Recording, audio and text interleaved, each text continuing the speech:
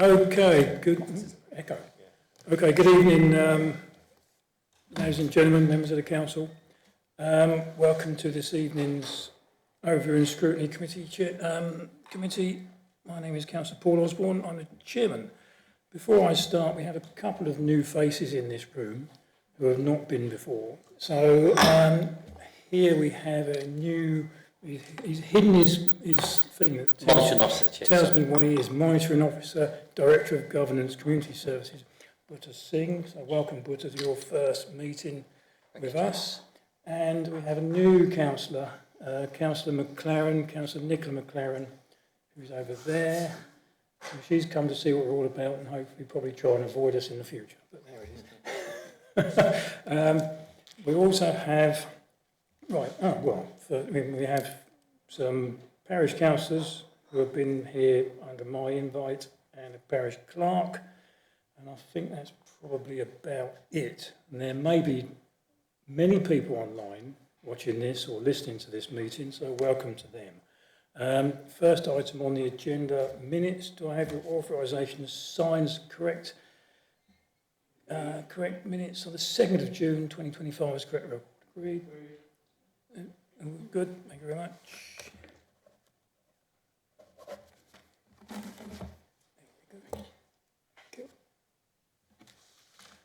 Second item on the agenda, apologies and substitutions. We have apologies from Councillor Mrs. Mary Barnes, and substitutions we have Councillor Cooper in for Councillor Cook and Councillor Chowdhury in for Councillor Creaser. Is that it, Louise?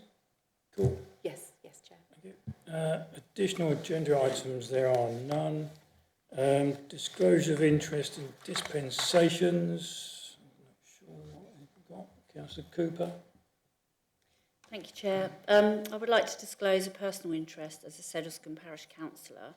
However, I am here tonight with my District Councillor role. I'm very open-minded and I'm interested in hearing and discussing the views of other members. I am in no way prejudiced as a District Councillor and look forward to hearing members' views.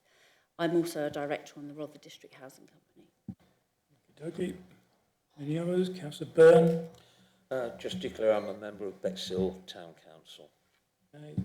Councillor Burton? I'm a member of Battle Town Council. Okay. Chairman of Council, Councillor Mear? Yes, I'm ward member for part of Icklesham, not the part that's concerned tonight, but just in case anybody knows it were to come up, I am. Right. Councillor Thomas, Richard? Chair of Rother District Housing Company, relevant to item 6. I just simply will not make any reference to the part of that relevant to the housing company. Thank you. Okay. And Councillor Barnes? Not sure it's strictly necessary, but I am currently the Vice Chairman of Etchingham Parish Council. Okay, thank you. Right, item 5, main business of this evening, I would assume. Call in public convenience buildings update, approval to lease 12 to businesses with commitments to provide public conveniences. This has been through the Property Investment and Divestment Panel. It then went to Cabinet, and then it went a bit lively. So to say the least. So we've called in, and as far as I'm concerned, we've called in the 2. What I don't want to get involved with are the others that haven't caused grief, and businesses, entrepreneurs, call them what you like, have sort of applied in good faith after we as a council have advertised these buildings, have applied in good faith some months ago and are going through the process without too much trouble. There's 2 which have caused issues. I, over this weekend, have received in excess of 50 emails from residents of Sedlescombe. So while I'm quite so popular in Sedlescombe, I do not know, but there it is. So if anybody's watching here, thank you for your email. I will not respond individually, but I have read them and received them. So thank you for that. Was there anything you want to say? Thank you, Chair. Just to introduce the report, really. So, Chair, you've kind of covered it already. This was a call-in relates to a decision that was made by Cabinet on the 16th of June, Chair. It was made by Councillor Cooper and Councillor Maynard and yourself. Officers are here to respond to the issues raised within the report that relate to the call-in, Chair. I'm not sure I've got anything else to add, Chair, at this stage. Okay, thank you. So, I think what I have to do, I will start with Councillor Cooper as a call-in. So, can you give me your reasons for calling this in? Thank you. I hope you don't mind, I've made some notes just so I don't forget stuff. So, by leasing the toilets to a nail bar, we are failing the community's clear wishes. Our very own corporate plan stated that residents are at the heart of all decisions. The residents of Sedlescombe have been clear in their wishes through both consultation and their agreement to raise the precept to pay for it. If we ignore the residents, we are literally ignoring our own plan. And I, as their elected member, would be ignoring their voice if I didn't raise this tonight. My own experience of the toilets, and for anyone with young ones will appreciate, is my daughter was pretty much toilet trained in those toilets. I dread to think, if I had her now and those toilets are locked, what I would be doing. Handing the toilets to a trusted, safe pair of hands in a parish council that has already costed the long-term use versus an unknown, almost brand new company that the residents neither want or have voted for. If this unknown gamble for a minimum return to the council fails, we will be left with an unusable nail salon. The cost of voids to Rother or the future unitary will realistically mean that no monetary gain or minimal will be obtained. I really feel that I need to ask the question, what are officers afraid of? The freehold should have been passed to the parish as requested over 2 years ago. We are talking about a very stable, secure, well-managed parish versus an extremely unknown quantity. Sedlescombe Parish Council have been in consultation with Rother for over 2 years. They have met all deadlines, including expressions of interest, as requested. Rother changed the process without consultation or notice to anyone, resulting in their interest becoming void. Following up expressions were made in accordance with the so-called new process, only to be told they were already under offer. The parish were put in an impossible lose-lose situation orchestrated by Rother. Communication has either been limited or non-existent. My understanding is that toilets in Sedlescombe are intrinsically linked to Sidley and that they are reliant on both succeeding. I only mention this because one is supporting the other. I have heard a lot about Rother's reputation. Transferring the toilets to the parish council will only enhance their reputation, but leasing to a nail bar will further damage it. Let me ask members, are they happy to lease facilities to a part-time unknown company, or would they rather long-term, modernised, secure facilities 7 days a week that would mean actual local employment with their parish council? I would respectfully ask the committee to refer this back to full council so a full democratic decision can be made. Thank you. Thank you. What I will say is I think we've had a sort of unfortunate timings on some of this. I think the boards sort of went up on the facilities across the district probably late September, early October. I think it might have been earlier. During that time, or very soon afterwards, local government reorganisation was announced. So I think that sort of could be argued it stuck a spanner in the works and a complete change. So now buildings can be offered on a freehold. The freeholds can be applied for. So you know, those who sort of went through the process some years ago and got the sort of a lease agreement can now apply for the freehold if they want it. But we didn't know that. We didn't know this local, you know, development was coming down the track. So rules have sort of changed, and I'm not sort of saying it's right, but I'm just saying, you know, that is something that has changed in the meantime.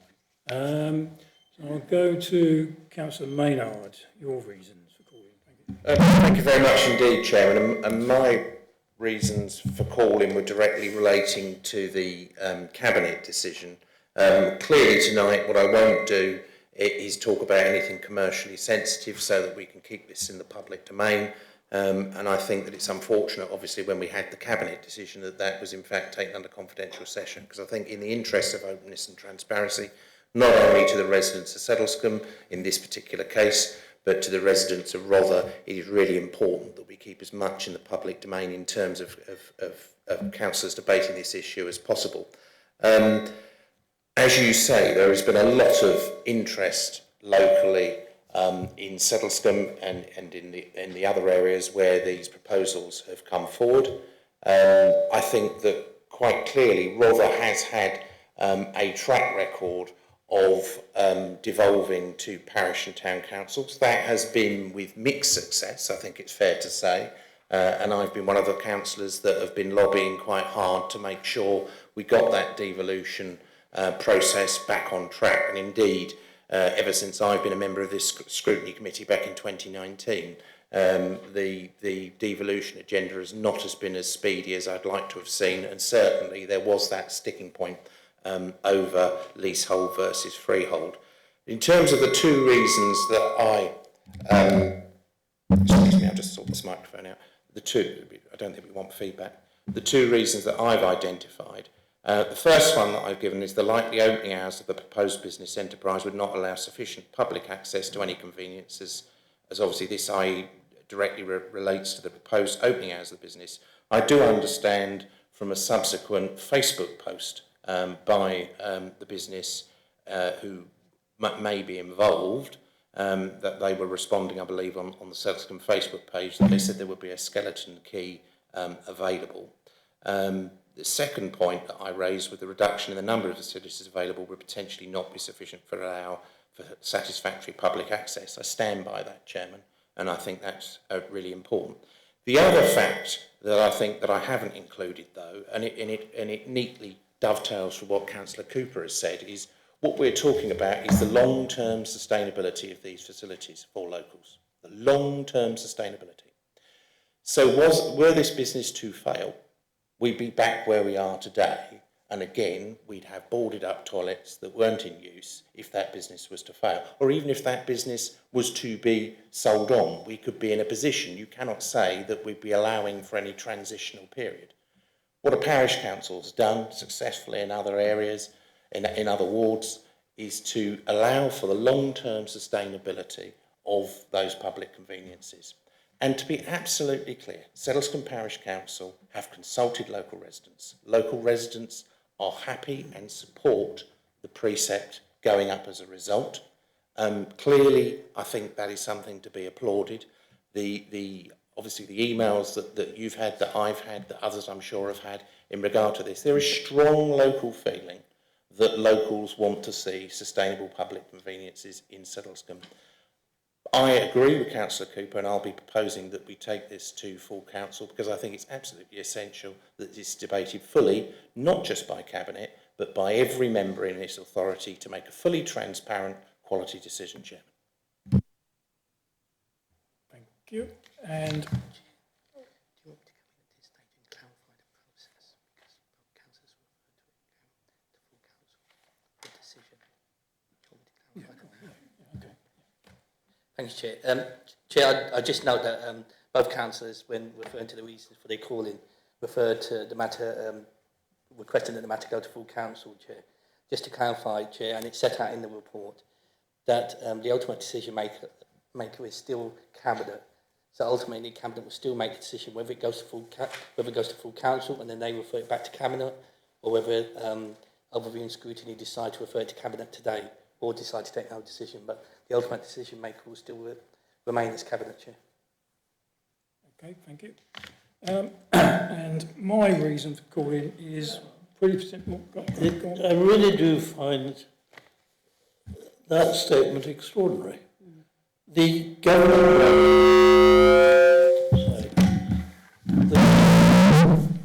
the governing body of this authority is full council.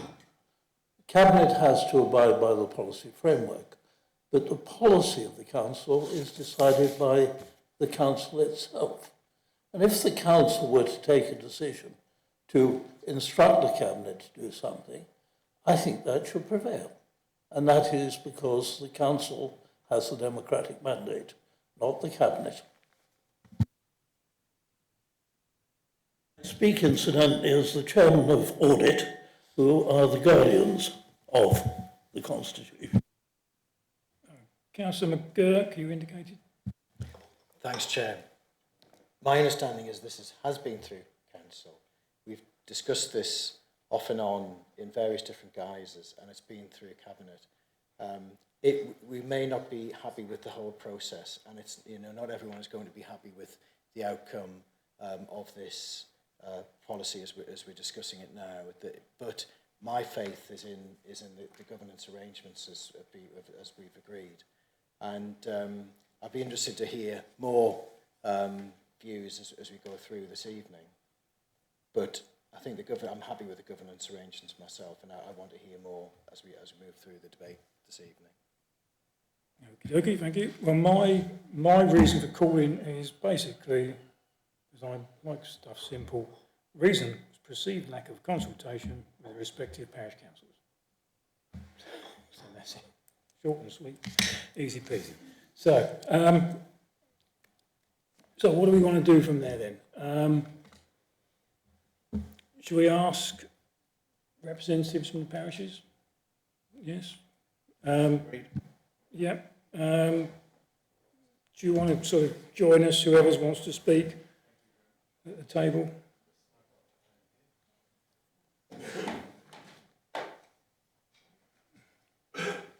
Floor is yours. Thank you very much, Chair. For those who don't know me, I'm Jonathan Vinehall, and I'm also the Chair of Sedlescombe Parish Council and have been for probably about 12 years. Also, thanks to the committee members for listening to us this evening. I know it's a little unusual, and so thank you even more for that. So first, some background.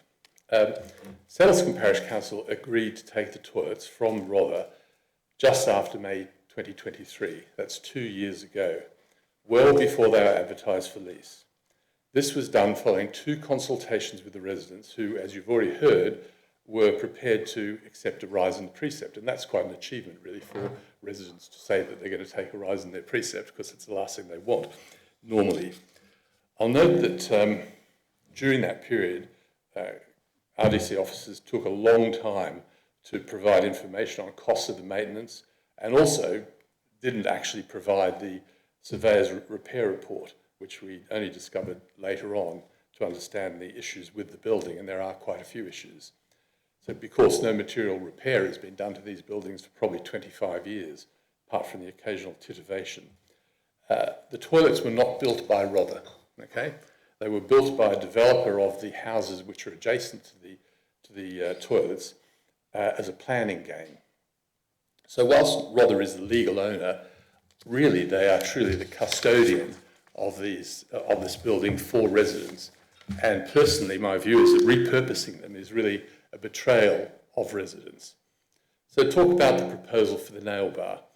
It's really hard for anyone who knows the location of these toilets, and I do know many people on the council here, and I do suspect that most of the cabinet have not actually seen the location, could really believe that that location is ever appropriate for a nail bar or pretty much any business. It's just a few metres from the doctor's surgery. It sits in the car park used by parents dropping off and collecting children every day, and it's surrounded by residential properties. Nail bars nearly exclusively sit on high streets and often take over hard-to-rent properties. I think we can all make that observation. Given the cost to renovate the building, because the basic cost just to fix it is about £20,000, let alone strip it out and reform it, is about £50,000. So the turnover for a business, after all costs, would have to be extremely high to really make a sensible return. Anyone can come along with a business plan that looks like it's going to make money, but, as a very experienced person who's had a lifetime in business, there is a graveyard of businesses with failed optimistic plans. In this case, leaving a building remodelled for a nail bar, but empty with rather left to pick up, or the new unitary, to pick up the costs of running the toilet. The bottom line is that the proposed nail bar business is unlikely to succeed due to the illogical and inappropriate location and serving a village with an ageing population. It's a small village, it's quite a modest village. And is this indeed the primary business plan to be run? We don't know. So who else uses the toilets? Walkers, those on the move, taxi drivers, Amazon and other delivery drivers, waste collection men and women who need a toilet every day on their delivery rounds. So when they're desperate to go, their choice is not shall I go to the loo or shall I get my nails done? That's not the choice that they'd be making. They need the loo. Or, oh dear, OMG, I forgot it was closed today. In addition, one thing was very clear from the consultation. That was we need a separate men's and women's toilet. I can understand it, and I'm pretty sure most men would understand that, who've ever been in a men's public toilet. They're generally not really liked by women, for obvious reasons. Whatever criticisms people make about parish councils, and they do, one thing they do extremely well is maintain their assets. If you look around the parish, you will never see an asset owned by a parish council which isn't in tip-top condition.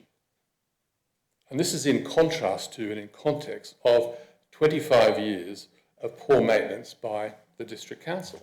And we understand why, but it doesn't make any difference. It doesn't make the building better. The parish council is best placed to manage this building as a public toilet and to avoid further decay in the delivery of local public services, which we see across the country. And this is just one opportunity to stop that. And so why wouldn't we stop it? A little more controversial perhaps, that despite officers' protestations, the advice regarding transfer of freehold is simply incorrect. It is quite legal to pass the title of this building to Sedlescombe Parish Council, as already has been demonstrated by Cornwall Council with many toilets and other assets. This information has been provided to the Chief Executive by our clerk. The government paper on local government reform does not require councils to achieve best value with a social value transfer. And if you look at the Local Government Act of 1972, section 123, I'm sure you're all familiar with that, it actually states this act allows councils to dispose of land in any manner they choose, but generally, not always, requires them to obtain best value. The exception to this is the disposal for social economic benefit. Councils can dispose of land for less than the best consideration without specific consent if the disposal is intended to improve economic, social, and environmental well-being of the area, provided it doesn't exceed a threshold of about £2 million. I think this is clearly a case of social value, and as RDC officers have often stated, in fact stated constantly in all reports, it's about protecting local public services. We believe the Cabinet has actually made a decision in conflict with the adopted policy at the time of advertising the building, which was actually to devolve to towns and parishes first. I think there has actually been an error made. And I know that we all want to avoid the growing amount of legal challenges that residents bring. And we have a lot of residents which are quite upset about this. And I know that Paul has told me that he received a significant number of emails over the weekend. So I believe the Cabinet's decision was in direct conflict with this adopted policy. If the right decision is made today to stop the Cabinet decision, or modify it, then this will allow the matter to be discussed and decided by the full Council, with every member taking part in the discussion on the specific issue related here, not the broader issues of devolvement, which I think you addressed a few minutes ago, Councillor McGurk. So can I ask you to use your unfettered ability to take this decision to full Council with a recommendation that these toilets be handed over to the Parish Council freehold? I put this final question to you. What do you see as the best option for these toilets, for this building?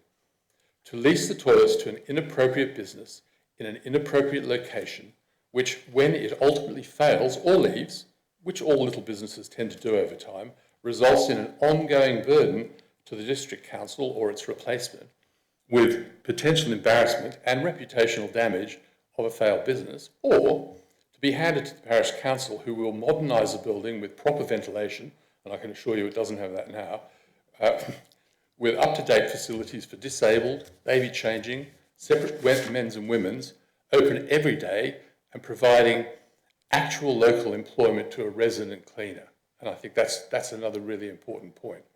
So the parish will maintain them for generations to come, and at the same time stop this decay in delivery of much needed public services. You know, we don't have to receive a few £100 or I have no idea what the rent might be for a building that can be repurposed and kept in public use and public ownership. That can never be provided by a nail bar or any other short-term business.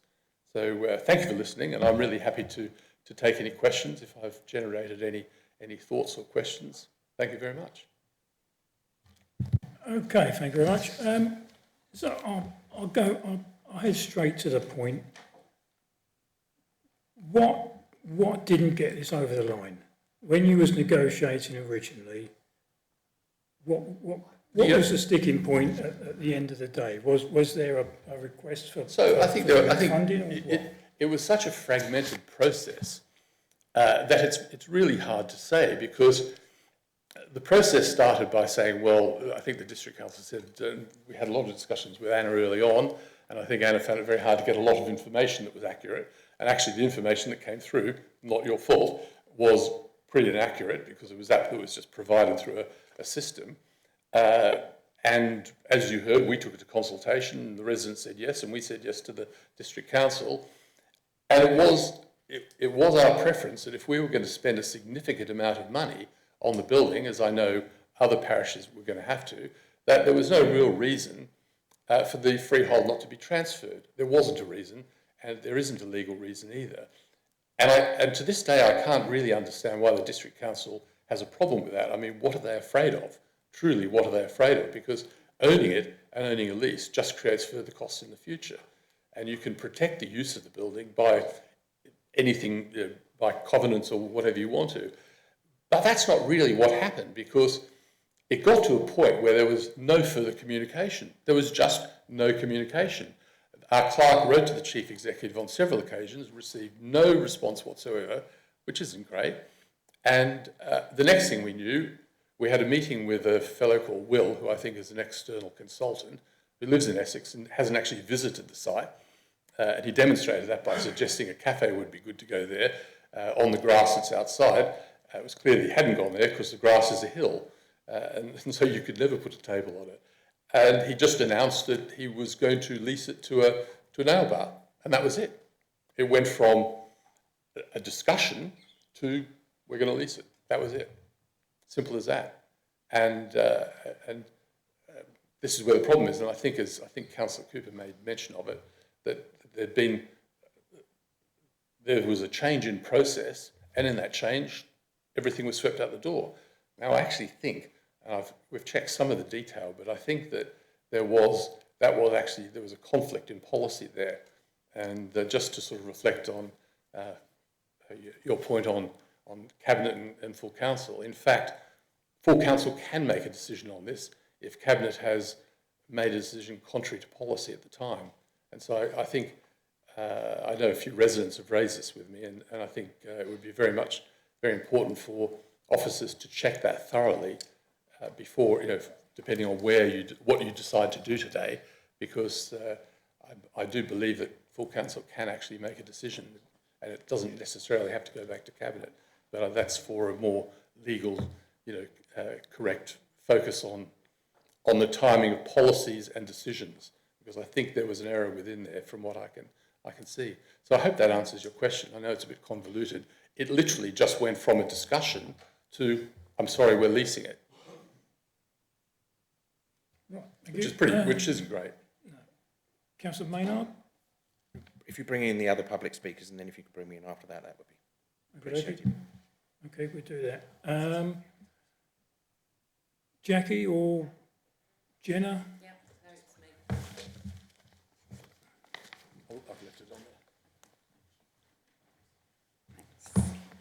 I could say at this point, for the benefit of the tape, this is the chair of Icklesham Parish Council. Yeah, I was just going to mention that actually.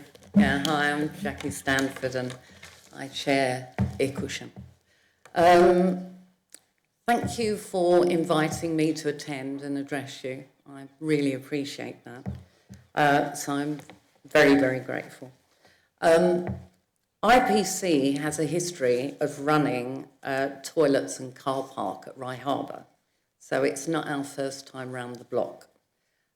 These were devolved during Malcolm Johnson's tenure, and this was a very positive transfer for all. And we've improved those toilets, and I think we've proved that we can run a toilet and car park. We've done a lot of work on them, and just recently we updated the urinals to waterless urinals, so we're going in the right direction. So we have experience. So we're not trying to be difficult, but like to think we know what residents want and need. Parish councils tend to know, as we tend to be the first point of call. So if there are any problems, we get the phone calls, we have to deal with them. And going forward, whatever happens, that is what's going to happen. So we want to avoid certain things. So just to confirm, our toilets were built using taxpayers' money, and they were handed to Rother for no money in 1974 for Rother to run. And I'm afraid that both the toilets at Winchelsea Beach and Winchelsea have been allowed to fall into disrepair to the point where both buildings have basically been closed for safety concerns, whether it's the roots of trees or whatever. Winchelsea Beach is a very successful rural area. We have many visitors, especially in the summer months. Not only is the beach amazing, we have a large open space, Harbour Field, where lots of football matches take place that generate lots of parents and visitors and people who need parking spaces and toilets. So this is very important to us. We also have walkers who use the nature reserve. A lot of them tend to be quite elderly, and obviously as people get older, they need the toilets a bit more. So there are lots of reasons to have good toilets there and for them to be open when we need to use them. So IPC have been in discussion for quite a number of years now with Rother about these two sets of toilets. It's been hard work in a way. I don't blame your officers. I think it's just the way things are. More recently, on the 24th of November, my clerk and I had a meeting with Deborah Keneally on Zoom, and we told her what our plans were, certainly for Winchelsea Beach, which, I mean, both sets of toilets need rebuilding, technically, but at Winchelsea Beach, we thought we could have 2 stories there and have a much-needed parish office, which we've never had before. Then on the 24th of March 24, so coming forward quite a bit, we finally, once again, requested the toilets were transferred on a freehold basis, on the basis that if they did need rebuilding and we were going to do it, we wouldn't then want to hand them over to another body like Rother. 4 days later, we attended a meeting with several parish and town councils. So it was very obvious that they were very unhappy with what they thought the devolution process was. So it wasn't just us, there were others.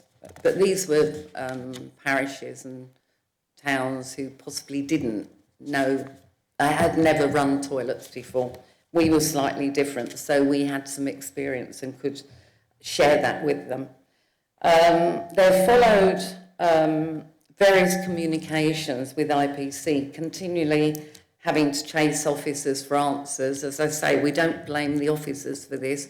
We know kind of how this works in large organisations. On the 8th of November, IPC wrote to RDC confirming once again that we would like to take on both sets of toilets.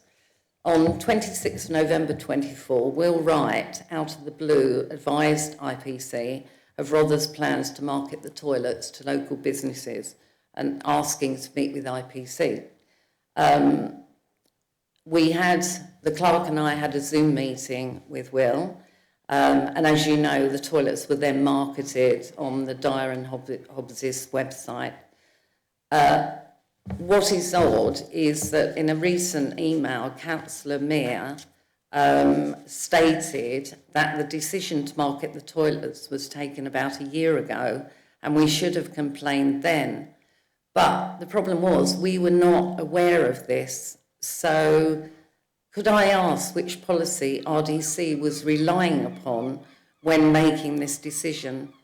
If this decision was made a year ago, this was prior to the adoption of the asset disposal policy, which seems odd to us. On 7th February, the chair and our clerk had a Zoom meeting once again with Will Wright, where he confirmed that an offer had been made for the Winchelsea Beach toilets, which was to put mobile saunas in the car park at the toilets, and then use the existing building after, quotes, a lick of paint. Well, we know it needs more than a lick of paint, but anyway. I raised serious concerns as to parking and opening hours and enforcement of the toilets being open. I was then surprisingly informed by a rather impatient Will that Icklesham were the most combative parish council that he has dealt with. The officer said he would get back to us with details as to the opening times of the toilets and also details as to the parking, but we've never received this information. Neither did the cabinet members, so how on earth could they approve a lease without having the full details? On 19th March 25, IPC submitted an application to Rother to register both toilets at Winchelsea Beach and Winchelsea as assets of community value. We thought we should do that to protect the assets for the residents. We've heard nothing except that there was a problem with your asset register, hence the delay. So we might still hear, we're not sure. Hopefully, you would have all seen my letter to Lorna Ford of 24th of April, once again requesting transfer of the toilets to IPC.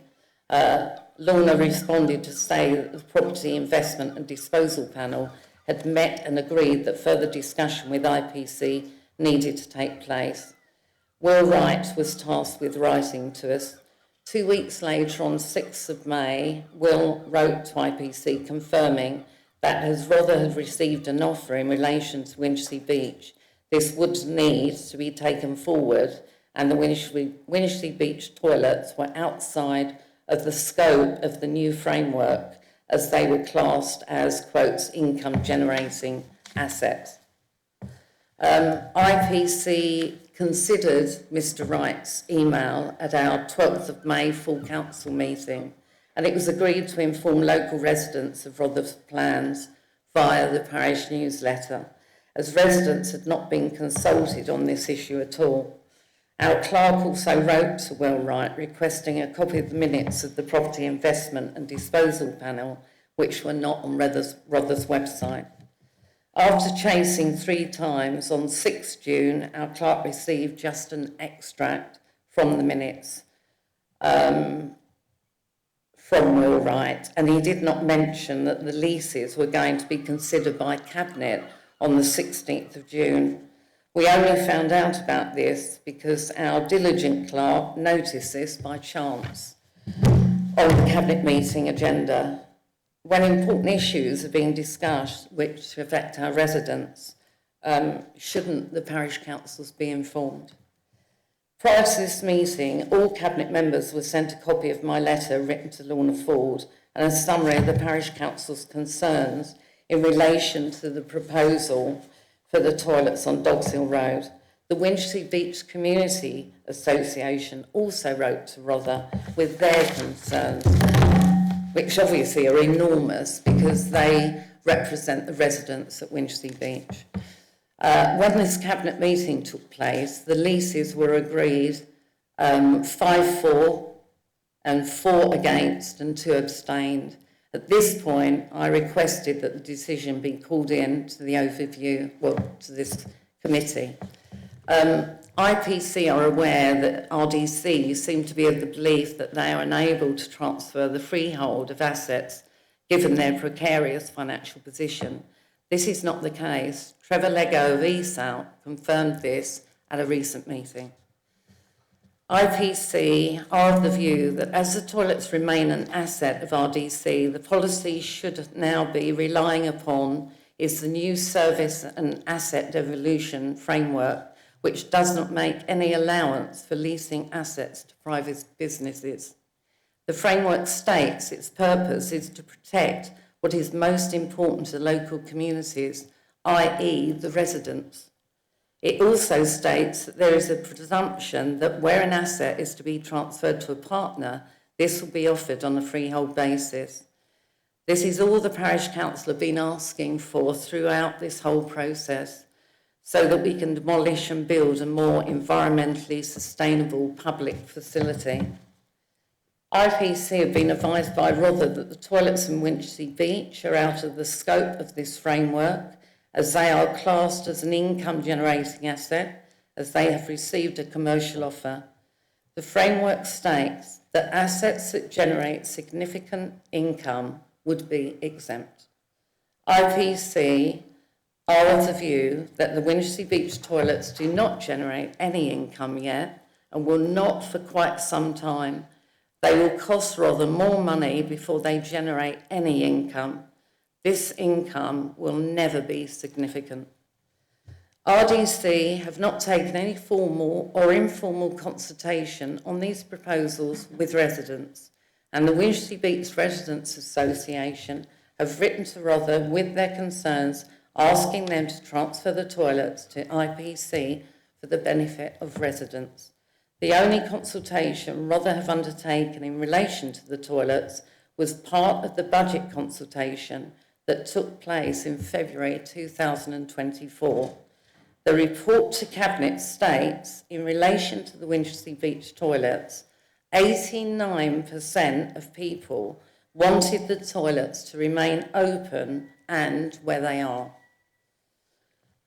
So that just gives you a bit of an idea of where we're coming from. So thank you for listening. I had a telephone conversation with our district councillor, Councillor McGault, this morning, and it was obvious that he said that he was going to support Rother. But I hope that other councillors, having listened to what I have said and listened obviously to what Jonathan says, may see that the right way is actually to devolve them to the parish councils, because any problems that we have going forward will have to be dealt with by the parish council. Thank you. And I'm happy to give you a copy of these notes if you need them. Thanks. Thank you very much. You've mentioned a couple of officers there who are obviously not in the room and not on the call to sort of defend themselves. So, Joe, is there anything you wish to say? At the right time, Chair, I think the Council would like to respond to the report and the testimony that's been received today. But I'm just mindful of making sure that everyone's had a chance to speak, because there's a great deal to come back on, and a great deal has been said. So I'm just mindful of, at the right time, to be able to respond to what's in the report. Right. So I'll go. So you're happy to sit tight for a minute? Yeah, that's fine. Okay.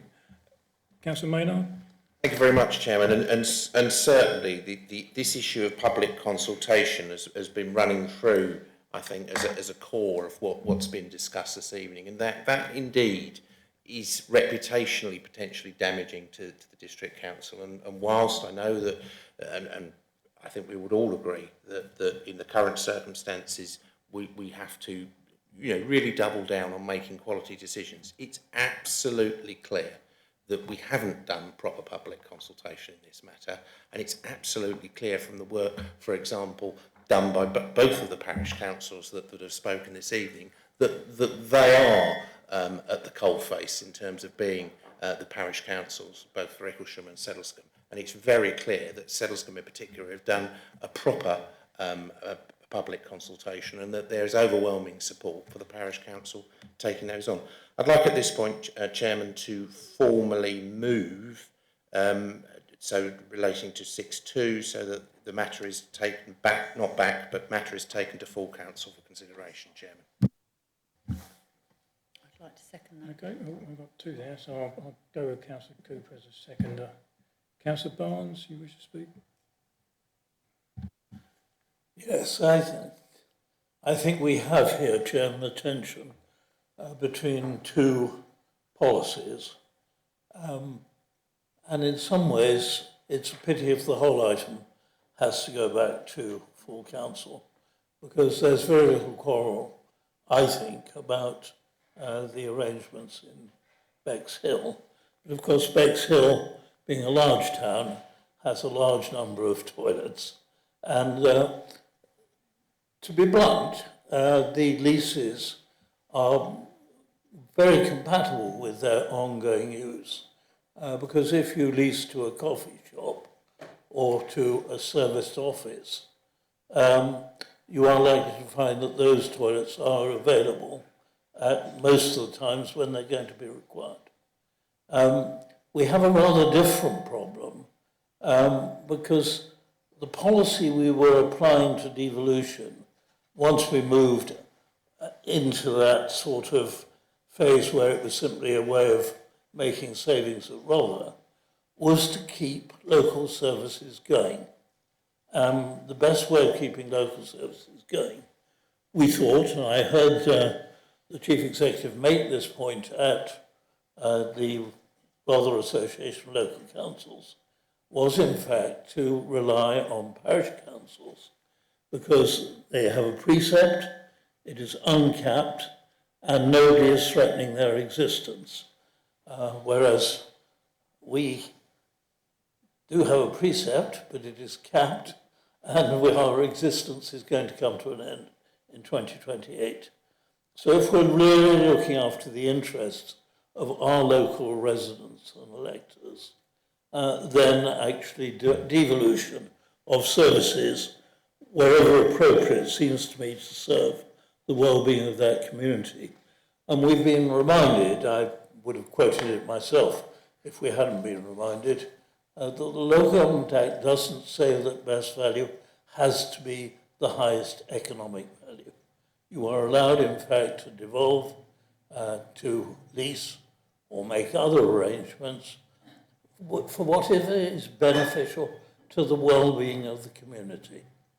Indeed, I sit in Etchingham on a 1,000-year lease where we've taken over a stretch of woodland from East Sussex County Council and maintain it at considerable expense to ourselves, but because obviously it was quite sensible. The land was originally acquired for widening a lane which was never widened, and it seemed to us sensible that we should take that on rather than settle the county council with it. That seems to be a perfectly good serving of the public interest, and I particularly was troubled by the case of Settlescombe, because it seems to me they expressed a view over 2 years ago now, in 2023, after full consultation of the parish, that they would like to take that asset over. At that stage, we were moving towards closing our public toilets. So I'm not at all clear why, in fact, those negotiations ran into the sand, or why we have suddenly decided to give a preference to economic fundraising to serving the public interest. Now, you can argue that raising revenue is essential, and I wouldn't disagree, but I think we have to have some care for the future of these assets. And I have to be blunt, when I looked at the terms for Settlescombe, you instantly have limitation on ours. On public holidays, which is when probably these toilets will be most useful, they're not going to be available. That's in our lease that we're considering. That can't be a serving of the public interest. And it does seem to me that Sedlescombe have been shortchanged in the negotiations, and actually they should be handled quite separately from the remainder of these leases. I'm less familiar with the situation on Winchelsea Beach, though I have to say, as a former chairman of the Friends of Rye Harbour Nature Reserve, I'm well aware of the service that the chairman of Sedlescombe, chairman of Icklesham, and her colleagues have really done a great job with the toilet there. We do now also have the toilets at the Discovery Centre, thanks to the activities of the Friends. But until we did, the 250,000 odd visitors to Rye Harbour Nature Reserve had to make use of those toilets. And if Icklesham had not maintained them, frankly, that would have been a disaster for nature, because imagine what those 250,000 people would have done in seeking alternative locations. So I have to say, while I'm reluctant to see the whole thing go back to council, I do think we need to say that there are exceptional cases where the public will be better served by actually transferring the asset to the parish council with the freehold, so that we guarantee its future for the years to come. We can do not much after 2028 because we will not be here. So I think it behoves us to actually have one eye on both the stability of the businesses to which we're actually proposing to lease, but also on whether actually their hours of opening best serve the interests of the local community. And so in Sedlescombe, certainly, I suspect possibly in Winchelsea Beach as well, those interests are going to be best served by exempting them from this desire to drive up our income. A desire which I support in other respects, but it does seem to me it ought to be tempered by some consideration of local circumstance. Thank you. Well, as I said earlier in the meeting, if you look at page 15, table 1, you've got the list there of the proposals. I don't want to talk about any of those which people have come in good faith. They've been speaking with officers, they've been coming up with their plans and their everything else, and their businesses, and the Council of Bailiffs has been working with them as well. So I don't want to, those, as far as I'm concerned, are good to go. The only two that are causing the trouble are Winchelsea Beach and Sedlescombe, where we've had the representations from, and the mountain of emails and everything else. So if anything goes to council, and I've got on my notes from my briefing, I've got here 3 options available to the committee: refer back to cabinet with details of the OSC's concerns, refer to council, or take no further action. Chairman, point of order. Refer to council and they too object, they can only go back to cabinet. Point of clarification, point of order. I mean, am I guided by the Director of Governance and Community Services? I can still see that. And as to what we can do in terms of, obviously, what we're specifically putting to full council, but in moving that recommendation as I did, I was specifically relating that to Icklesham and Sedlescombe. That is what I was assuming. Chair, you've got 2 hands up, Chair. Perhaps you want to hear back from the officer first, or would you like to hear from the councillors? I think it would be only appropriate if you allow the officers in attendance to respond to the call-in, Chair, in the first instance. Joe? If you don't mind, your Chair, it would be helpful just to clarify a few points, and there's a danger of debating on misinformation or misunderstanding, perhaps, and that's already started to happen. So I was anxious to get in just to clarify a few points. And thank you. I wanted to thank Saddlescombe and Icklesham for coming and giving that testimony, because it's helped. As officers, we've focused on the call-in reasons, which for me really focus on the process that's been applied here. We appreciate no decision the council makes is universally popular with all parties, and there will always be those that agree and disagree. I think it's important to be clear, Chair, as what is the scope of this call-in. And again, my reading is the process that's been pursued. So I wanted to clarify a few points to that end. I'm not aware of any officer ever protesting to a freehold being disposed. We're well aware of Section 123. We have an adopted policy framework that describes Section 123. Freeholds are very, very able to be devolved to third parties for all the reasons that have been articulated. At the time these discussions were happening, they were happening under the auspices of the adopted strategy of the council, which was the Protecting Discretionary Services strategy of the council that was adopted in 2021. So for 4 years, the council officers had discussions with various parish and town councils with mixed success about whether or not we could devolve assets to them on leasehold only. Officers are not allowed to exercise delegated authority that they don't have. So this council decided that it wasn't prepared to give freeholds, only leaseholds. So let's be clear on that point. At no point were council officers empowered to give anything more than £15,000 authorised in that strategy, something many parishes asked for. It's not possible. Not able to devolve assets on any other means than a leasehold, a long leasehold at that, similar to the way in which many people own flats by leasehold. It's full repairing to all intents and purposes, 99-year leases. Many took advantage of that. Many had an issue with that and wished to negotiate and debate on grounds for which officers had no delegated authority to exercise. So those discussions were futile, and it was communicated clearly to those parish and town councils that it wasn't that we disagreed with the parish and town council's position or were had any feeling about it either way. We were not authorised to do that.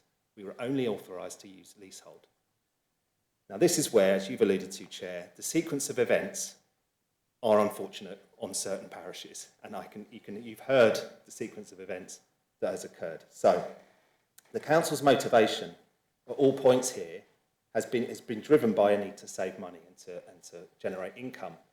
That situation, as members are well aware, has become increasingly urgent since 2021, every year compounded upon and becoming more and more urgent. As I say, discussions could not go on indefinitely for 4 years.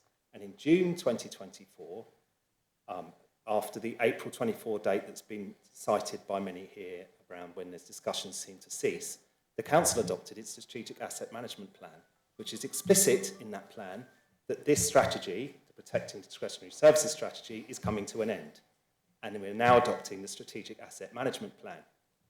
There's a lot more to that plan. It's a much more detailed global plan about how we manage our assets as pieces of, how we're going to maintain them, how we're going to create a virtuous cycle of investment and income, how we're going to get better grip of our assets. A part of that was around the marketing of assets. At the same time, we had a new Section 151 officer who lifted the lid on our funding position and financial position, and in the summer of 2024, our situation was dire and remains so. Every effort has been made to think of ideas that reduce costs, increase benefit to residents, and increase income. This option was conceived in complete good faith by officers, as it sustains an element of public toilet facility, it provides benefits to the local economy, and it provides saving to the taxpayer and ratepayer locally and the council, because they no longer need to be sustained. So it was felt, again, there's a danger here of the perfect becoming the enemy of the good, isn't there? On balance, this was a good idea to let's have a look at what the market response is to these 14 public conveniences. Before anything was marketed, we took, later in November 2024, we took an item to senior members in our senior leadership team with this idea. These members were very clear, they were happy to pursue and follow it, but we must inform parish and town councils. who were written to on the 28th of November, outlining what the plans were. In the email covering, it invited respondents to get in touch with Will and myself for discussion, and so we can hear any issues and challenges. Many took us up on that. We met with Icklesham and Sedlescombe and others in January 2025. The toilets were marketed again speculatively in December 24. As the report states, in February 2025, that marketing process came to an end, and I think it was 11 public conveniences had respondents. Again, we felt these were speculative and we needed more research and more looking into, so we decided to go and seek delegated authority from our cabinet to enable and empower officers to make the refinements to those inquiries. Now, they still may or may not happen. Some of these leases will not materialise. They're still in negotiation and we're commercially sensitive, so we won't go into the detail here. If they do materialise, some will succeed and some will not. These are speculative. But the council is not in a position to indefinitely prevaricate and discuss back and forth indefinitely because of our financial position. We have to act, and we have acted, and that's been our instruction. Unfortunately, local government reorganisation, you'll notice that date, 28th of November, when we made this decision. It was only 2 weeks or 3 weeks later that local government reorganisation was announced. And the council took the view that actually it needed to review its policy here and look at trying to take freehold disposals. I really fully understand how frustrating that sequence of events must be for those parishes that did not wish to take on a leasehold for whatever reason, and valid reasons they may be, and are now in a position where freeholds are on offer to those expressing an interest, except those for where an income is being generated by that asset. And our view of the framework is that it's clear there are a number of exceptions. One is that it generates income, also that the land could be used to generate income in the future. So I understand how that sequence of events has caused frustration, but again, the call in my mind, and to what I've read, is clearly pushing and commenting on the process here, that parishes were not consulted. And I hope I've demonstrated that they were consulted, and whether or not we members feel that was an adequate level of consultation, it was certainly the level of consultation we were able to provide from the resources that exist in this council, and we continue to consult and meet with those parishes when we are able. There are challenges in meeting timeframe expectations, as there are with all our customers, and our partners. I think beyond that, the consultation also mentions a few other bits that I need to clarify. We're not able to share commercial sensitive business plans with parish and town councils, unfortunately. We do have a MRICS qualified surveyor heading this up, and those due diligence checks are happening. That's the appropriate person to judge whether the business is a suitable, viable concern. And that will carry on. In response to Councillor Maynard, again, you have clarified subsequently today around the opening hours of the toilets. That's we understand that as a valid concern. I feel, we've got delegated officers with delegated authority in Lorna Ford and our Councillor Bayliss, and I do believe that sort of issue can be raised at an officer, and a call-in isn't strictly necessary in the view of the council anyway, to look at that, review that, and try and it sounds as though a solution may have been arrived at in any case.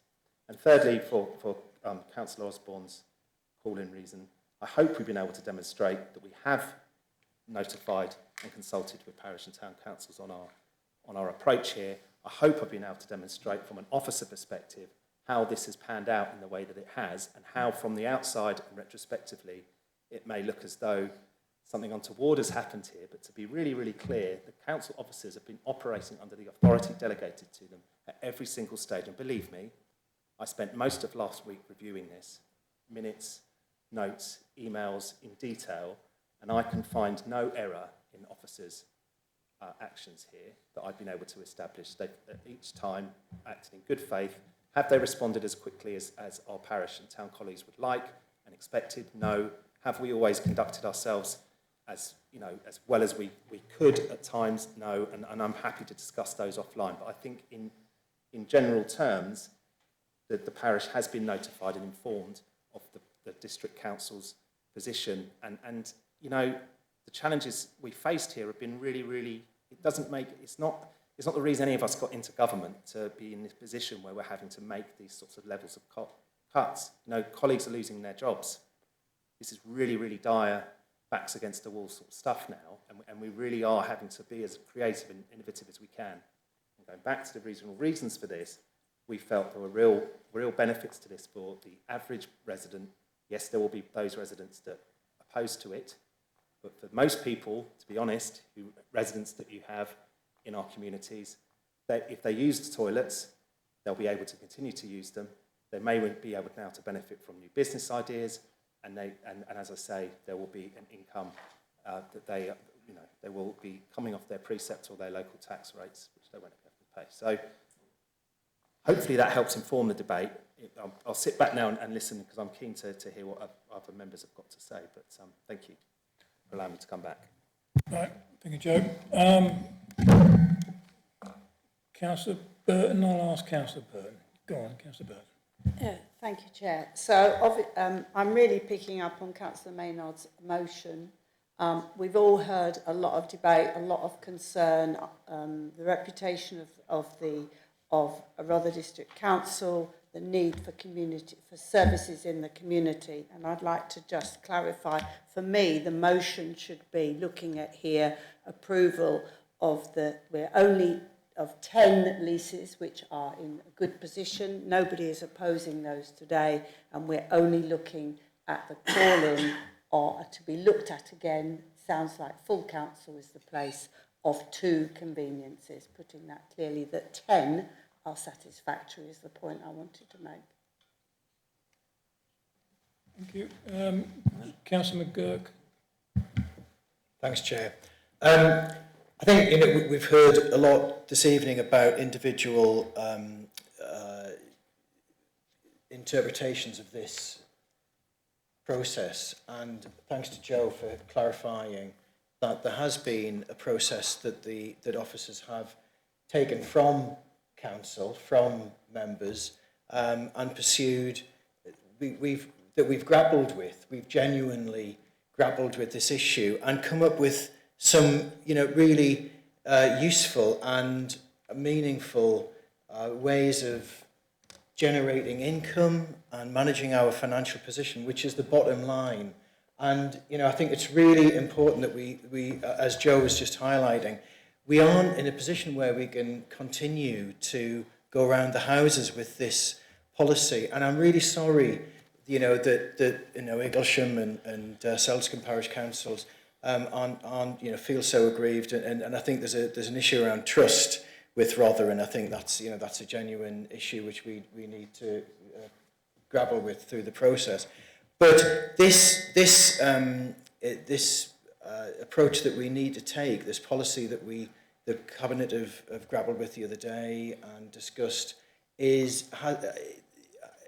really necessary for the broad good of Rother as a district, and I think that's the issue that we need to continue to do. Businesses can't rely on Rother not seeing through with our policy that we are pursuing at the moment. And I think, for instance, in Rye, we've got where I'm from. We have a great example of how this lease can work out.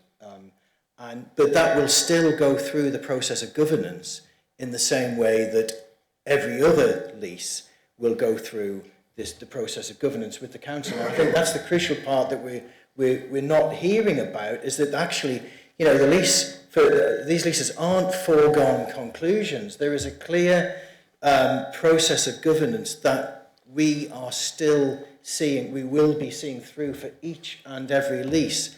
And if it's not appropriate, whatever that business is, then it won't be sanctioned, it won't be brought forward. And I think we have to trust in our cabinet members, Councillor Bayliss, who was speaking about this really clearly at cabinet, and officers, that we have a governance structure that is tried and tested. As Joe was saying, this isn't something that we take pleasure in, having to ensure the longevity of toilets in this way. But it's absolutely necessary. There's no other way for us in terms of our reputation, the predictability of how we do business locally, being business positive locally and generating income for us as a council to ensure our, that we can continue to safeguard the rest of our assets, through the rest of the period that we exist and into the new unitary. So I don't support the motion. Thank you. Councillor Clark, Charlie. Thank you, Chairman. I'll be extremely brief. Correct me if I'm wrong. We could have a full council meeting with 38 councillors. We could discuss something and propose something. At the end of the day, the final decision lays with Cabinet. Am I correct? It does. It doesn't even matter if you have a vote on the floor, which puts a proposal, which, I don't know, 18 to 16, but that is a position that you put to Cabinet. At the end of the day, the decision-making body of the council is the Cabinet, and they will have the final decision. I think that you'd be clear on that. Thank you. That is correct, Chair. Should I come back on that? Yeah, So, Chair, although I may not be have a great deal of understanding as to the background of this matter, Chair, what I am clear on is governance matters, Chair. And it's set out in the report and in the Constitution at paragraph 8 of the report that unless it's contrary to the budget policy framework or contrary to or wholly inconsistent with the budget itself, Chair, the matter will go back to Cabinet. So, Chair, and that's in line with the Functions and Responsibilities Order, which sets out that everything that's not reserved to Cabinet falls to the Executive, and that is the case in this instance, Chair. So, Chair, if it does go to full council on that basis, Chair, it will be for full council to object if they want to object, but then on that basis it would still go back to Cabinet for the final decision. Thank you. Councillor Barnes, you're going to be jumping up and down now. I think I will want to pursue this elsewhere, but it does seem to me, and we have recent precedent, the motion was actually lost, but nobody actually ruled out a motion to rescind a particular decision of the planning committee. Now, you can't get more specific than that.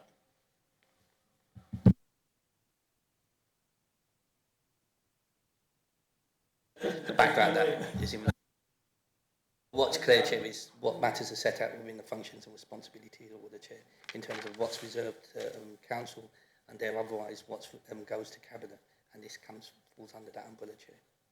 Okay. So, again, unless it's contrary to budget policy framework or wholly inconsistent with the budget itself, Chair, the matter will go to Cabinet for decision. Okay.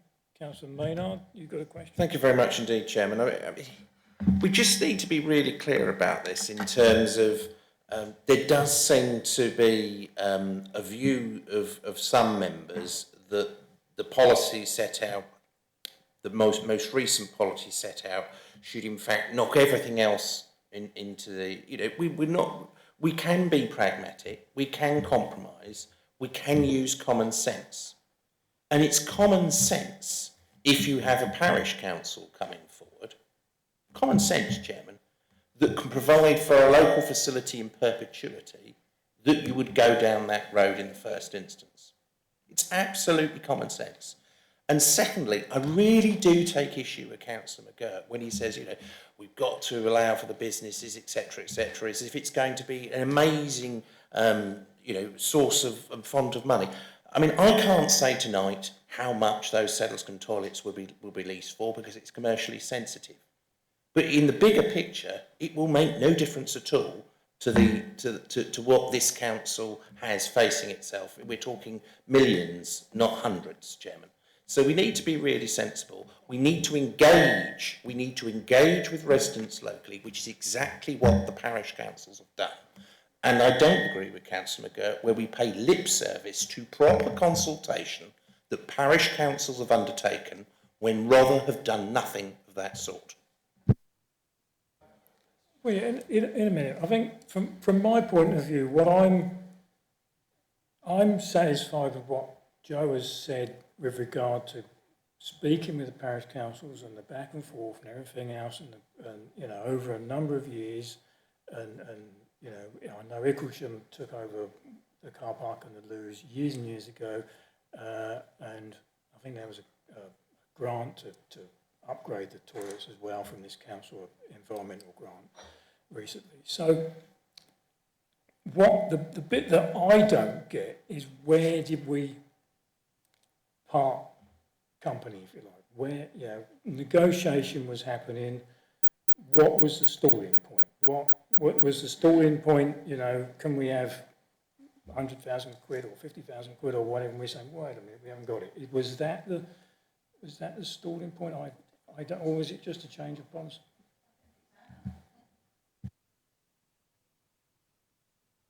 Anna, you've been blamed. I totally accept what Joe said about the process, but he seemed to me to imply, and it may be the reason, but whether this was communicated, that the process stalled because of the adoption of the asset management plan, and that policy then took precedence over the previous policy agreed in 2021.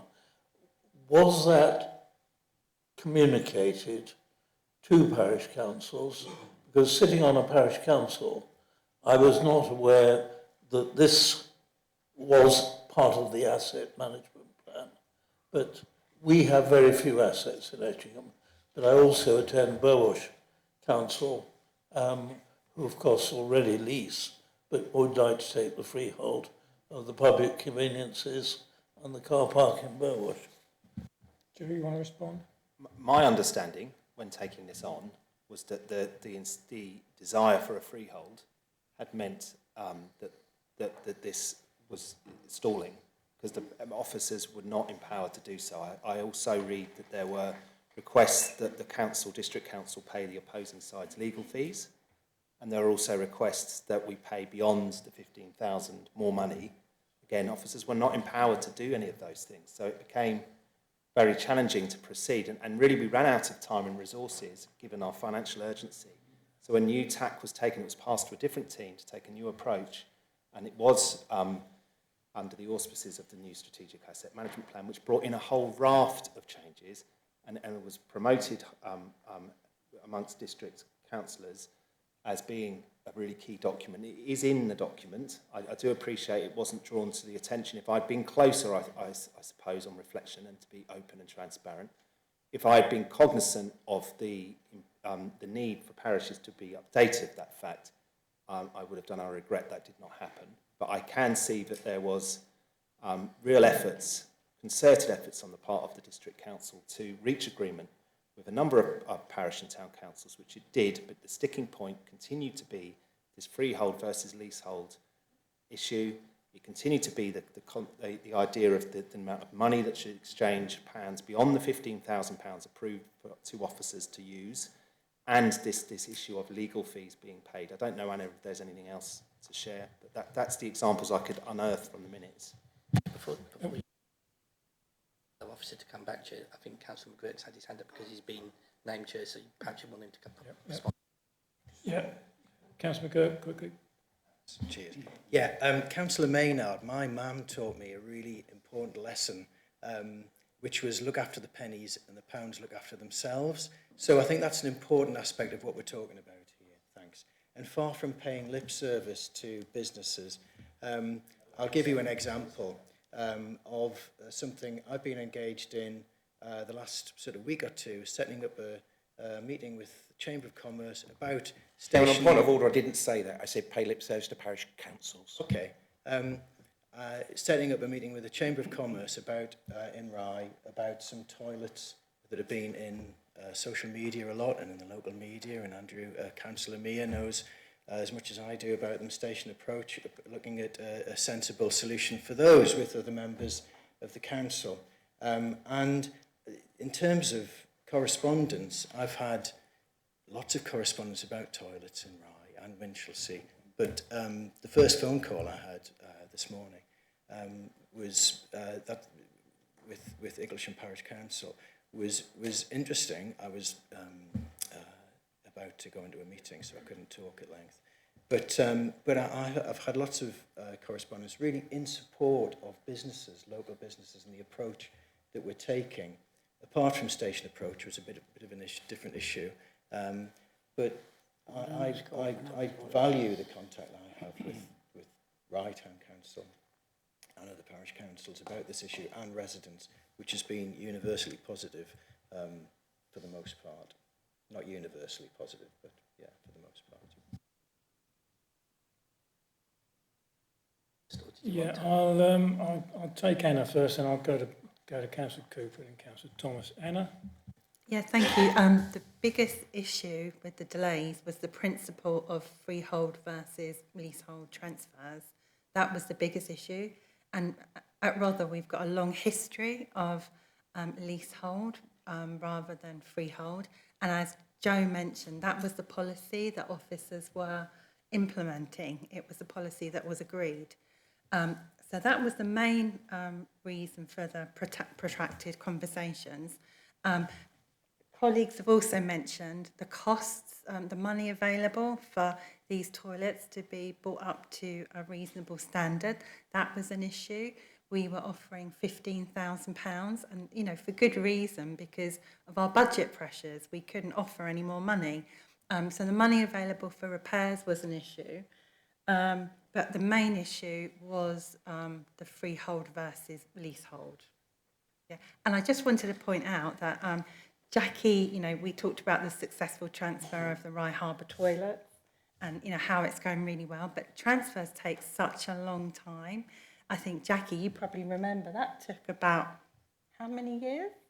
7? I can't remember, but all I was saying was it was very positive. It was very, very positive. At the end of it, we got the assets and we looked after them. And it was on a leasehold basis, but I think the timeline originally was probably too optimistic, because I remember I was clerk at the time, and that took about 7 years for that transfer to happen.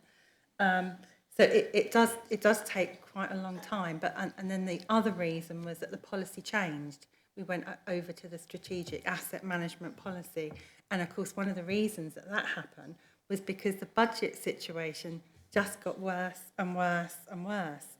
So we couldn't offer the money that was needed for repairs because, we don't have it, coupled with that issue about freehold versus leasehold. Yeah, and I think the ironic thing is that now we're asking anybody to apply if they want a freehold, because it's smack in the middle of this recently. The government changed the rules and said you're off, mate, and we can devolve freeholds. So it's an ironic sort of. It's weird. If everybody took the freehold, the leaseholds 5 years ago, they could have now applied for the freeholds. It would have been easy peasy, wouldn't it? But there you go, crystal ball. We haven't got one. Councillor Cooper. Thank you, Chair. I just wanted to come back to Councillor McKirk. Sorry, I've been holding this for a while. I'm trying to remember what I wanted to say. It was about, you mentioned that people were here with their individual representations, and I'm not here to represent myself as an individual. I'm here to represent the Sedlescombe residents, and I think the depth and strength of their feeling has been known to the Chair, hence he's had 50 emails over the weekend. Thank you. Councillor Thomas. Thank you, Chair. This is a very thorny issue, isn't it, to put it mildly, yeah? And I want to make it very clear, I'm not going to disagree with the basic policy, nor am I going to disagree with the change of policy. I think both of those are perfectly understandable, and I also accept fully everything that Joe has said tonight, okay? Having said that, I think, however, it's worth looking at something at the background to the discontent we've heard from the two parish councils. Now, from their way of putting it, there has been considerable delays in answering emails, or maybe emails haven't been answered at all. Now, that's very, very understandable, isn't it? Because the officers had so many different tasks. This is such a complex matter, and it's given us an idea of how many issues are involved and how thorny those issues are.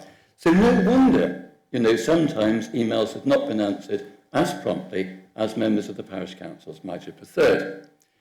Having said that, I think what we have to do is to recognise, firstly, that there's no objective level above which we can say this is satisfactory consultation, and below which we can say it's unsatisfactory. There isn't a mathematical level that can be established in that particular way. It is a subjective opinion, and it's very clear the subjective opinion of the parish councils is that there hasn't been sufficient or sufficiently prompt replies to what they've had to say. And I think a very key point here is that we were not simply proposing a minor change of policy. We're proposing a reversal of policy. So if I can use analogies, and I'm probably well known for liking analogies, if you're going to say to somebody, I'm not going to marry you in August, I'm going to marry you in September, that's not too great a change. If you're going to say, I'm not going to marry you at all, and I'm going to sue you for breach of promise of marriage into the bargain, then you might expect quite a sharp response. And what has happened here is we've had a reversal of policy. And that's very, very key. Because when you have a reversal of policy, I think you have to be particularly careful that you carry people with you, that you thoroughly explain, that you have a fully open, transparent, detailed conversation with the people concerned. And for one reason or another, that did not occur immediately. So I kind of had sympathy with the people in the parishes. And I think that we as a group should bear that in mind. So what I think here is, first of all, we need to remember the principle of localism. So far as possible, decisions should be made at the most local level that it can be. In this particular case, that's the parish councils. Okay, and it's very clear what they want, it's very clear what their residents want. So I think we should apply that principle.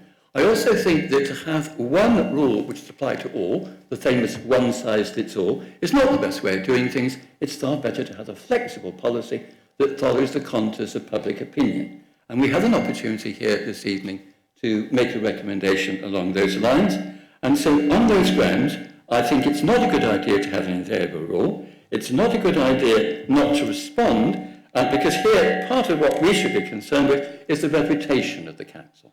And it's clear that showing flexibility will enhance the reputation of the council and also empower the people in the parish councils and the people who live in those areas. So for those reasons, I would support this organisation saying an exception is made of these two particular areas. We would like the Cabinet or full Council, whatever, I'm not getting into that one, we would like to have reconsideration of the policies for these two particular toilets. Thank you, Chair. Councillor Mayor, Chairman of Council, you indicated. Chair, yes. Of course, I don't have a vote here tonight, so what I say is only a comment. I haven't seen all the correspondence with Icklesham Parish Council, but I think it has become abundantly clear that there was a major change in policy midway through discussions, and one way and another there was a misunderstanding about this between Rother and between the parishes.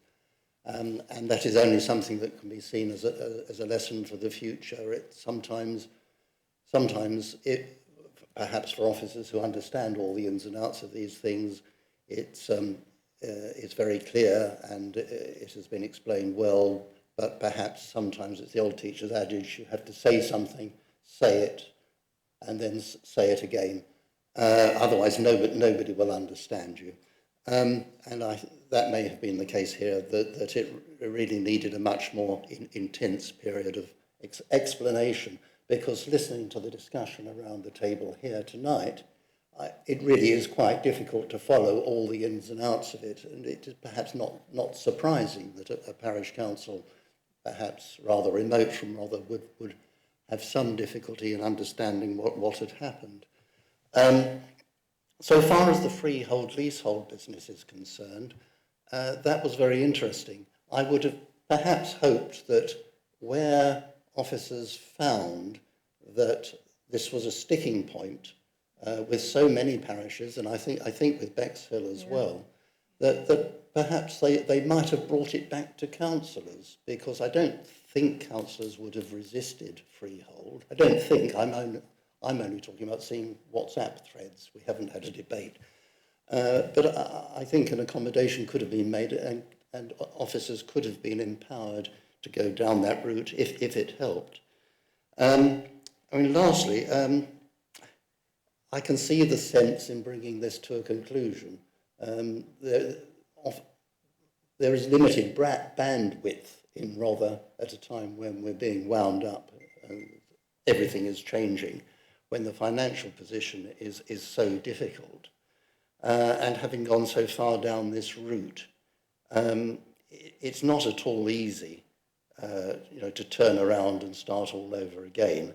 And I hope that councillors will give some consideration to that.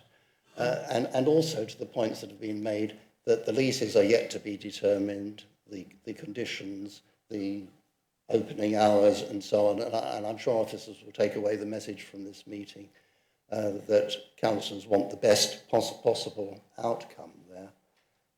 And of course, in the case of Winchelsea Beach, we have the dire condition of the building itself, which I think would be a problem. Whoever takes it on, whether that is a commercial enterprise or the parish, it's something to be resolved. And I think that was in the papers, wasn't it, from the previous meeting? It's pretty obvious to anybody who goes there what the situation is. That's all I've got to say, Chair. Thank you. I think, looking at the clock, I thought, well, we've been on this for an hour. No, we haven't. It's an hour and a half. We started at 6. So I think... Yeah, so what I think I'll do, I invited Councillor Bayliss along. So if you want to say anything, Councillor Bayliss, I'm sure you do. I'm sure you're itching. So the floor is yours. Yes, thank you. Perhaps I should start by saying that I was one of those councillors that actually wanted to transfer the freehold to Bexhill Town Council and other parishes. I've been in plenty of meetings, but was always assured by officers that legally we couldn't transfer the freeholds of the property. There was legal advice to that effect. I was in a meeting with Bexhill Town Council, and the leader of the council, I know, is on the call when that was repeated to Bexhill Town Council. So,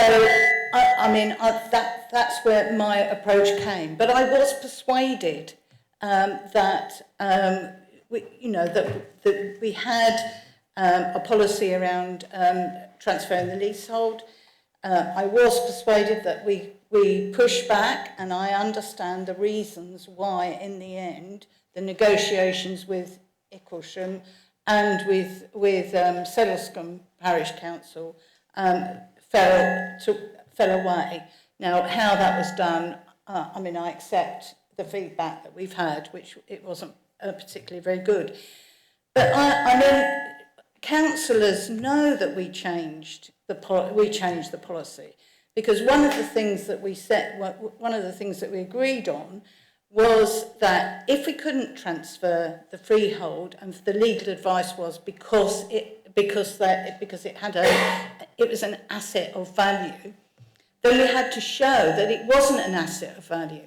And so we worked really carefully, and officers led on this, on developing a new policy, which, if you like, came after the Protecting Discretionary Services Strategy, which was led by Anna Ever.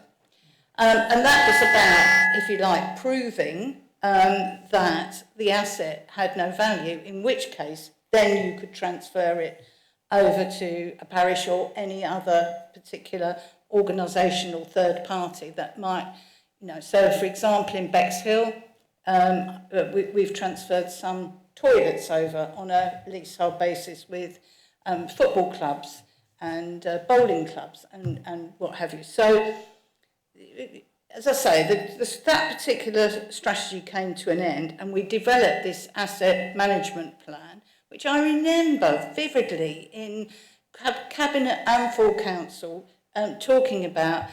One of the aims being that we would advertise the toilets, for example, to ascertain what the value was. Nobody was more surprised than me that we actually had a flood of commercial interest in those toilets.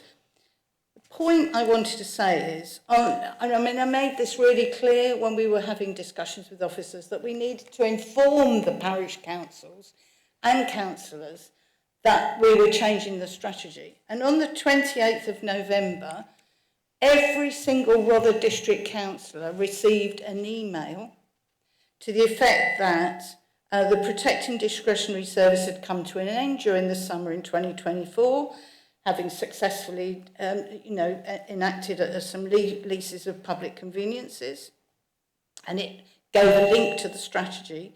Then it went on to talk about how we deal with asset transfers, and it talked about marketing the toilets. So if everyone looks at their email address, and every single councillor here received that email on the 28th of November, it talks about the 14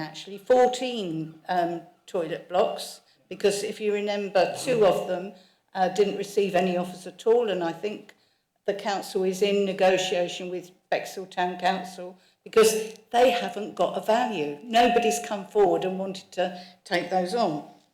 So this was all detailed. Attached to that email to every single Rother District councillor, and I've checked, every councillor received that, was the letter sent to parish councils telling them that we were going to market the public conveniences and that they would have an opportunity to lodge an interest.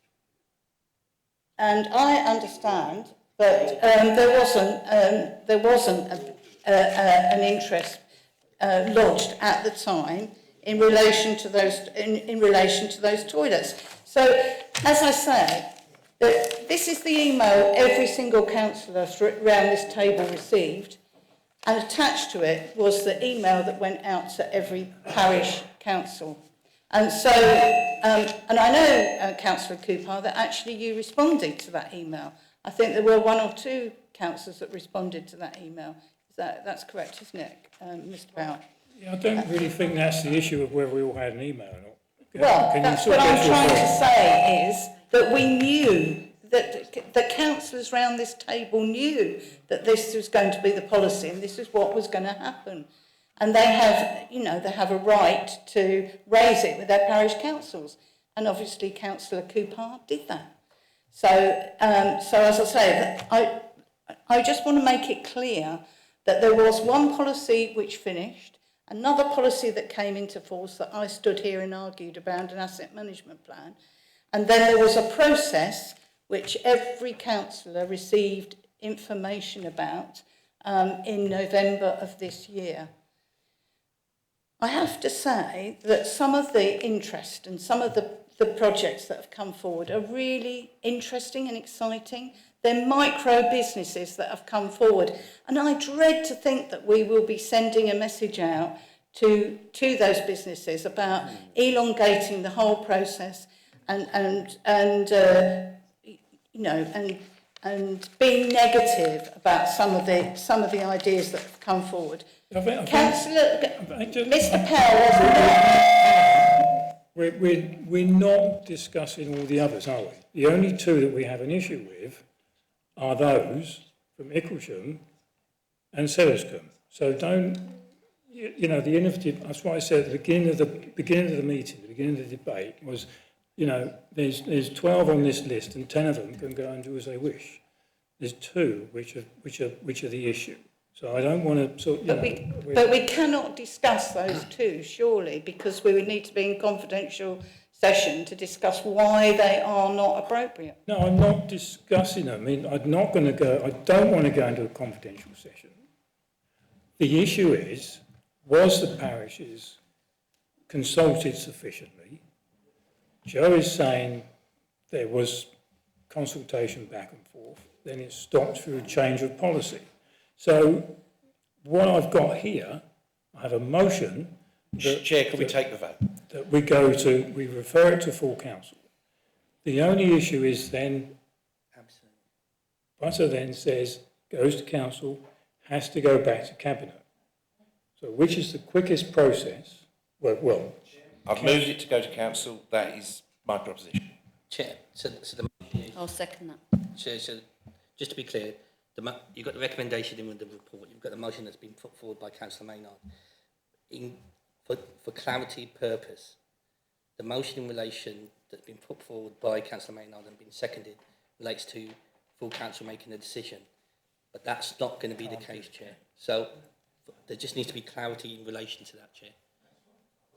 So if it does go to full council, Chair, it will only be to object or not object. And if it's objected to, Chair, then it will go back to Cabinet for the final decision, Chair. Which has been accepted, Chair. So can you give us the wordings for Louise so that it's legal, if you know what I mean? It's a motion referred to full council, Chair. Simple as that. For the whole report. Specifically in relation to Sellers Communicable. Specifically for those two.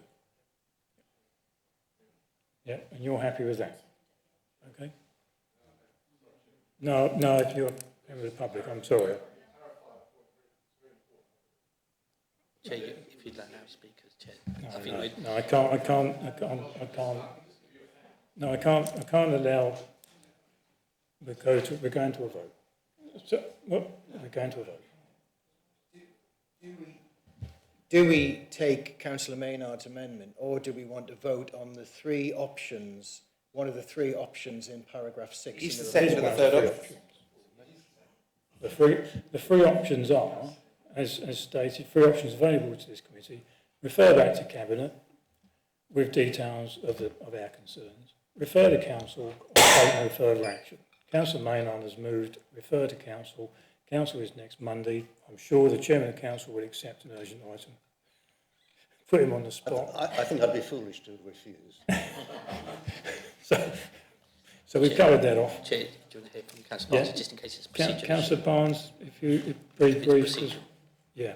I am conscious of the time, but it is quite important to recognise that within, I think, a week, may have been 10 days of the new policy, we suddenly got the government devolution plans.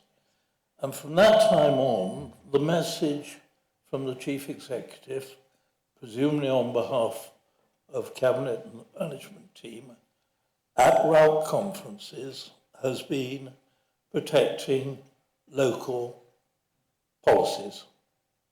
Local assets are going to be transferred. So de facto, even if not de jure, we were conveying a slightly different message from the one which I accept, because I had the email that Councillor Bayes has referred to, which seemed to me a very sensible policy. I am not, in voting for the motion tonight, which I shall do, I am not actually querying the policy. I am querying whether two of the leases really are going to protect local services, and they will produce some income, but I've yet to be convinced those businesses will prove sustainable over the duration of the lease, and I want to know what happens if the lease actually is forfeited because those businesses fail. Can we take a vote? We're going to be able to... Very quickly wanted to flag that there's a risk, a couple of risks. One is around our reputation in the commercial sector in terms of how we're engaging with these businesses who are now engaged with us in one steer, and now that's going to be revoked. Also, I don't know that it's just these two sites to which people object variously in the community. So that may set a precedent. I'm just flagging that. No, as far as I'm concerned, I've had representations from the two. That's it. That was my reason for calling. All the others, fine, no problem. So we've got the two. We're specific on the two. Let's go to the vote. All those in favour of Councillor Maynard's proposal for full council.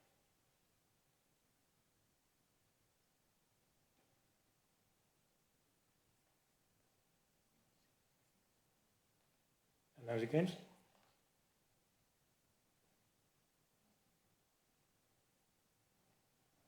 What have we got? 6 in favour. Motion, Chair. 6 in favour, 5 against. Carried. motion is carried. Councillor Meir has an additional agenda item to address. Good luck with that one. Thank you, Chair. Right. Thanks, Joe.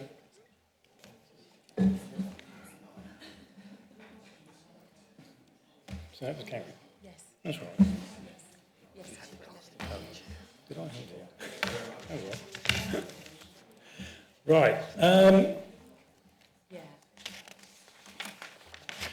Thank you very much for your attendance this evening.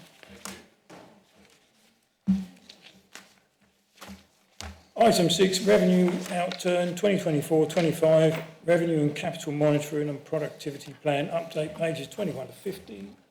Andrew. Thank you, Chair. I'm very pleased to report that the outturn is a big improvement on the monitoring position throughout the year. There are a number of reasons to this that are detailed in the report, but the most significant ones are additional bank interest, partly because we had more cash than we expected, things like capital not being spent as quickly as planned, but also interest rates not falling as quickly as the economic downturn started, etc. Vacancies in Revs and Bens are about 200,000. That was 450,000. Vacancies in Revs and Bens were an additional 200,000. We have a contract in place for key gaps in staffing there, but the manager has been able to cope with significantly less resource as a result of that.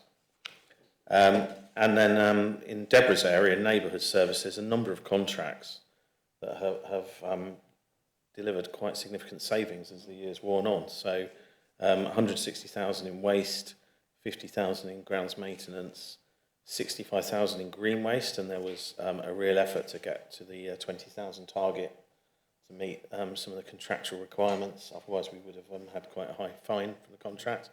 And I pay due credit to Deborah and her team for getting to that level with the various promotions that they did. And then toilets. So I wasn't going to mention them, but a saving of about 86,000 on maintenance there, and I don't think we need to debate those any further tonight. So best part of £1 million there in those figures, which obviously has the knock-on consequence of meaning our reserves position is somewhat healthier than at the budget time. So we still have somewhere in the region of 4.5 to 5 million in the general reserve. We will do more work on that in the draft budget paper in the autumn. My fervent hope is that we can maintain our reserves for the remaining 2 years we have left after this financial year and avoid EFS. That will cost that. That has got to be our overriding aim. EFS is exceptional financial support for the government. It means using capital monies, capital receipts to fund revenue, but it comes with lots of strings attached, lots of consultancy bills and things. You have to get lots of checks done in order for the government to do it. I really don't want to go there if we can avoid it. So our strategy for the last couple of years has to be to maintain our reserves at the level that we can make it across the line in 2028 without running out of money, basically. This helps.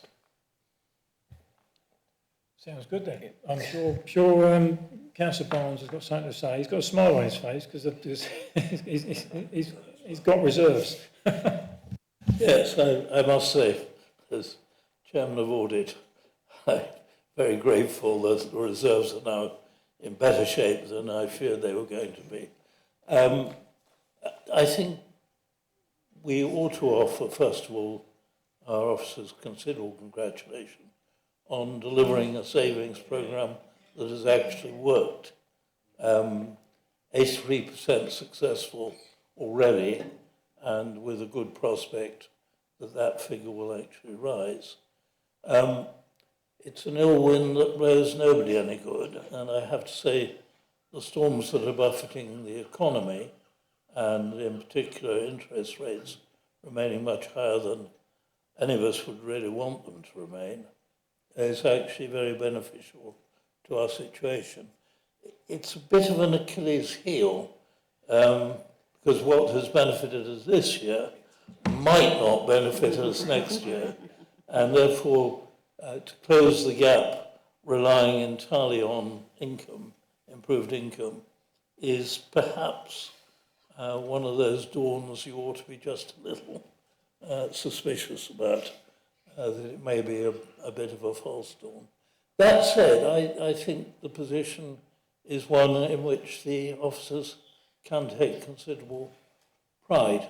I'm interested in the treatment of the loan to the housing company, but perhaps rather than go into that detail tonight, I can have an exchange with Andrew outside this meeting. But broadly speaking, this is a much better situation than I anticipated at mid-year, and I really think the officers ought to be congratulated formally by this committee. Yeah, I would echo that. Yeah, excellent work. And also a bonus is the weekends actually seem to be quite nice. So people are using their car parks at Canberra. And I understand that one fish and chip shop down there a couple of weekends ago sold 1.5 tonne of chips. You know, not to me. I wouldn't try and get down there. I could see the queue from my house, but no, it makes the mind boggle. 1.5 tonne of chips. But there you go. Terry, Councillor Byrne. Thank you, Chair. I'm just really looking at two agenda items. We've had one where we've been moaning the fact that we had to concentrate on preserving revenue in this council, and various councillors have said that was to the detriment of the inhabitants. Rather, however, when you look at our position now, we are better able to maintain things like the council tax reduction scheme for the less well-off, discretionary disabled grants, community grants. So we can't just look at a revenue saving or a revenue earning scheme in isolation. And our officers have really done a very difficult, Joe in particular has done a very difficult balancing act. And I don't think we should ever lose sight of the constraints under which our officers are being told they have to work. Not only do we have a change of policy, if you look at the introduction to our audit, this is audit, and a paragraph introducing the way in which the auditors have been told by central government they must look at the way we value our assets and the way we devolve our assets, it's very clear that all over the country they're saying district council are not going to be able to sell stuff off cheap as they sort of trot off into the sunset. If anything, they've got to be more vigilant than before. And our officers will put in that position. And I don't want to rake over the previous one, but there are two sides to the question. I think our officers have performed very well, and I personally am glad that the revenue savings and the revenue contributions will enable us to carry on with some of our more popular community moves in future. Thank you. Thank you. Right, unless any... Oh, quick one, Councillor Barnes. Could we just reiterate, it's probably an important signal that we are still pressing on with what we're doing to meet the homelessness problem, because we've really handled that very much better than some of our neighbouring authorities. And we're still actually losing money there. I believe actually we could turn that round so we actually end up with being in balance on that. And so I think that's worth actually emphasising to the Cabinet.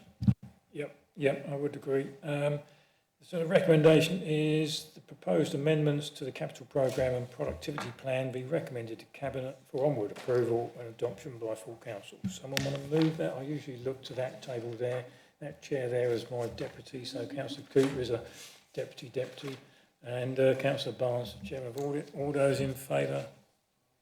That's carried. Thank you very much. Last item, item 7 on the agenda. Let's find what page it is. Work programme, page 51, 52. Should have just gone straight to the back, shouldn't I? So there we are, work programme. Everybody happy with the work programme? And just be reminded that on the 11th of September, local government reorganisation final submission will be a scrutiny of the plans for that, basically. next meeting is performance report, state of the district report, council plan update, review of budget saving proposals, homelessness in Rough Street, sleeping strategy, consultation results. So that's that. All good with that? Cool. Right, unless there's anything else, I will declare the meeting closed at 5 minutes to 8 according to the town hall clock. Thank you very much for your attendance. Thank you, Charlotte.